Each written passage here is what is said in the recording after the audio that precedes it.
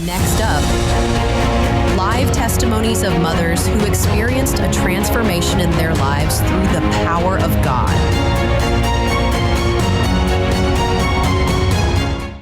Hi there! Once again together here with lives that were transformed by the Lord. I have here mothers by my side. They are mothers, they are daughters, and also friends. How are you? I'm good. How are you doing, ma'am? I'm good. Okay. So you are mother twice. Mother and grandmother. Yes.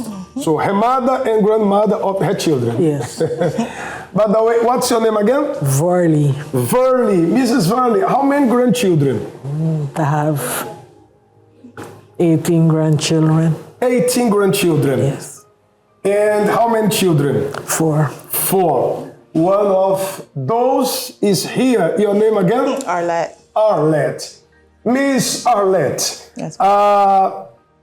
We are celebrating Mother's Day, but many mothers are in suffering. Mm-hmm. And they say that the mothers have this feeling, whatever their children feel, they also feel. When they are doing good, she's happy, but when they are not doing good, she perceives it. How come? How can you explain that? I proceeded because it's like talking to them, showing them the right way, but they still don't want to listen. They go their own way. And when they suffer, you suffer together. Yes. It's like a piece of you is suffering. Okay. So Miss Arlette, how many children? 4, Bishop. 4. Yes. How was your upbringing? Your mother raising you? Were you an obedient child? Tell me the truth. If you don't tell me, she's going to. No, my upbringing was good. My mom, she was a single mom for a while, and she married my stepdad. And she was always working. But like she said, when we don't listen, we feel. And I didn't listen from when I was 15, because that's the first time I got pregnant with my daughter. And then I got pregnant again at 18 with my second daughter. Then I had my twins. But when you don't listen, you have to feel. So and you felt it. How bad? Really bad, because my mom was strict. Her thing is that if you choose to be an adult, you're gonna have to. You choose to lay down as an adult, you have to be an adult. So I had to raise all of my kids, and she made sure that I raised them. No matter the circumstances or the situation, I had to take care of them. But I went through a lot being a single mom, because I was a single mom until I met my twins' father. Let me ask you this. You said, we hear a lot about teens pregnancy. Mm-hmm. You were 15 when you were pregnant. Yes, Bishop. So how hard was it for you to balance, like going to school, think of the career? Your mom, of course, was there for you, but because you disobeyed, you had to feel it. Tell us about 15 years old, a girl pregnant. It was very rough, Bishop, because I had to go to school. I had to come home, I had to cook. When I had my daughter, I had to take care of my daughter. Still go to school, find childcare. I had to do literally everything. But my mom, she made sure that I did everything. But she said, you're an adult now. You're no longer a child, so you have to move as an adult. And so I proceeded to do. So you became an adult before time. 15 years old, now you said you had to go to school.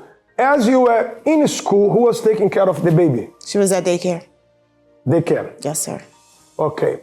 And there among other girls, the same age, same generation, I think it was very embarrassing for you going out pregnant without being married. What about the baby's father? He was in jail. He was in jail? Yes. Yes, Bishop, he was in jail. So he went to jail after you got pregnant? Yes, Bishop. Okay, how old was he? He was 18. 18. So now you found yourself alone with a child. Let us move forward after you gave birth and you said at the age of 18, you were pregnant again. Yes, Bishop. So you did not learn your lesson. Apparently not, Bishop. What I learned is that not everyone that comes and smiles and tells you good things really give you good things, not knowing that I was really suffering on the inside, looking for that fatherly love. That's really what it was. We are talking to a lady who had no father because your mother was separate from your father. Yeah, my father was in Guyana, but before I had my 15-year-old, he passed away. He passed away, but Yes. you did not have a father figure. I had my stepfather. Stepfather. But he was also at work. Okay. So you see that this drama, this problem came from the root because something happened in her love life, her marriage, and it caused problem. Praise God, you had a stepfather. Yes, Bishop. Was he a father for you? Yes, he was, Bishop. And now she had her daughter without a father. She was looking for a father figure for love, but not everything that glitters is gold. Yes, Bishop. And at the age of 18, you got pregnant again. Yes. Of course, different father. Yes, Bishop. 2 kids. And same struggle. Her father went to jail, same way. So it was just a cycle being repeated over So again. then you found yourself again pregnant, and the baby's father, for the second time, a different man, went to prison, Yes, to Bishop. jail. Yes, Bishop. So your life was a life of struggles. Yes, Bishop.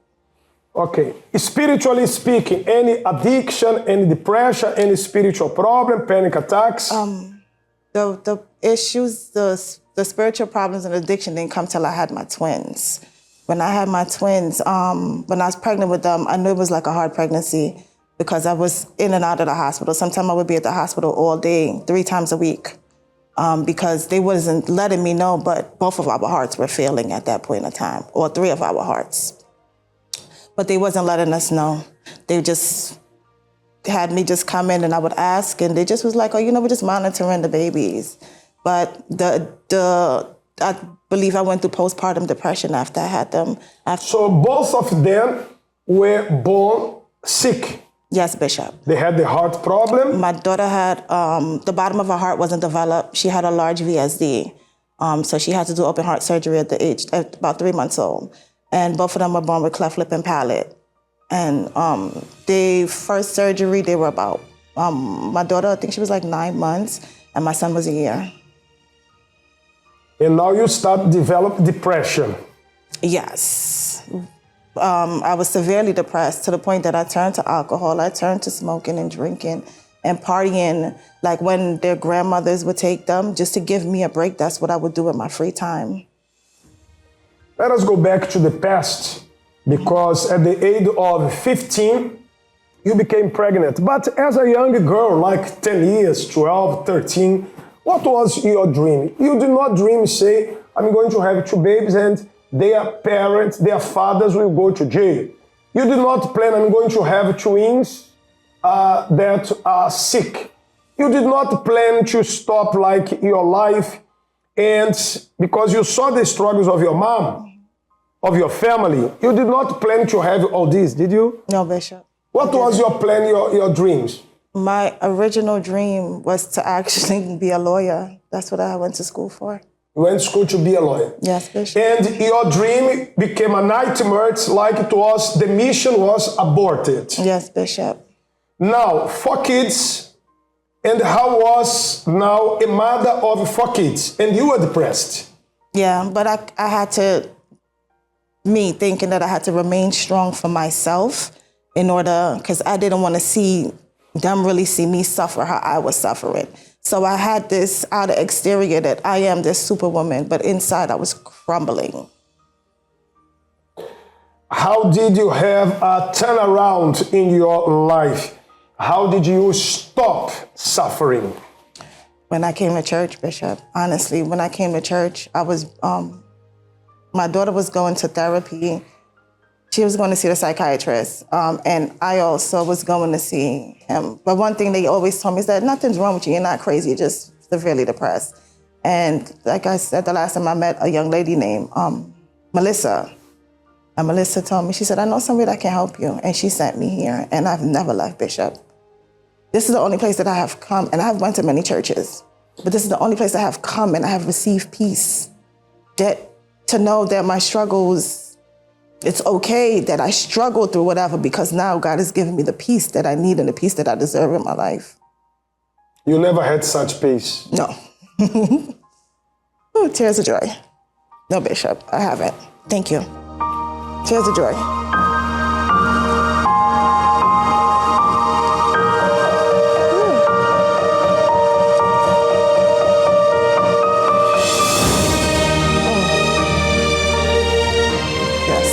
And this is what you need to do.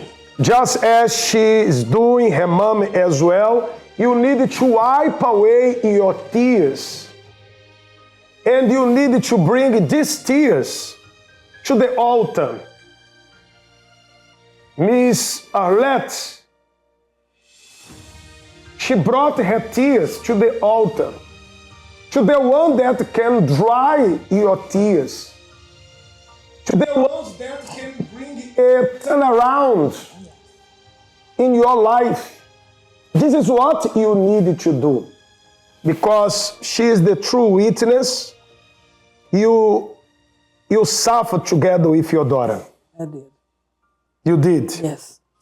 So when she tells us all this story, we do not have time to go through all details, but she suffered a lot. Yes, she did. And you as a mother, you suffered together. Yes. But now both mother and daughter are happy. The Lord has transformed. This is their family together. You see the twins that they are. And your daughter came into church. Yes, that one. She came to church yesterday for the first time. About 2 weeks ago, she said, Mom, she said, I'm so sad when you guys leave to go to church. So I said, well, why are you sad?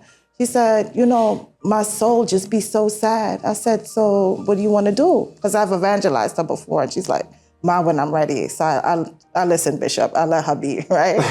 So she said, Mom, I'm so sad. So I said, what do you want to do? She said, I'm coming to church. And she came to church and she brought her boyfriend along. She told me, she said, Ma, I told him, if you're not ready for this journey that I'm about to take, then you don't need to be with me. And they both came and I was overjoyed yesterday. Amen. God is great. He's wonderful. And Miss Arlette, there are many mothers out there. They suffer, their mothers suffer, their children suffer, like your story. That camera is yours. What do you have to say to a lady that is watching us? She's also 15, she's pregnant, the baby's coming. There is another one that is 18, the baby is also coming. There is this lady over there with many children. There is a lady over there with many children, and this lady is in suffering. You as a mother, what do you say? I would tell you, don't give up. There is hope. There is hope. Just believe in God. If you can get down to any universal church, they will help you. They will help you see your way. They will help you find peace. The only place to be is on the altar, to just surrender it all, because only God can help you no matter what you do. I've tried partying, I've tried drinking, I've tried smoking, I did all of that. And still I was so broken, so hurt, so depressed. And the only peace I have is when I came here. So just make your way down. God is here and he's ready to answer each and every last prayer. She said he's ready to listen to each and every prayer. He transformed their lives. He can transform yours as well. Ms. Vermer, thank you very much. God bless you. Ms. Arlette, thank you very much. So, the Universal Church is open for everybody. Come as you are. This Sunday, we are going to have Mother's Day. The same God who were able to dry away their tears, we are going to have this event called Drying Tears. Mother's Day, Drying Tears. This Sunday, take a tissue paper. You are going to wipe your tears. A tissue paper just like this one, as the Lord has wiped away their tears, He is going to wipe away your tears as well. bring this tissue paper to the Universal Church. That's my address. You see over there on this picture. 1091 Fulton Street in Brooklyn, New York. That's the church where they came and they were blessed. And the Lord will bless you and bless also your family. God bless you. See you there. From the moment you heard that first cry, your heart was forever tied to theirs.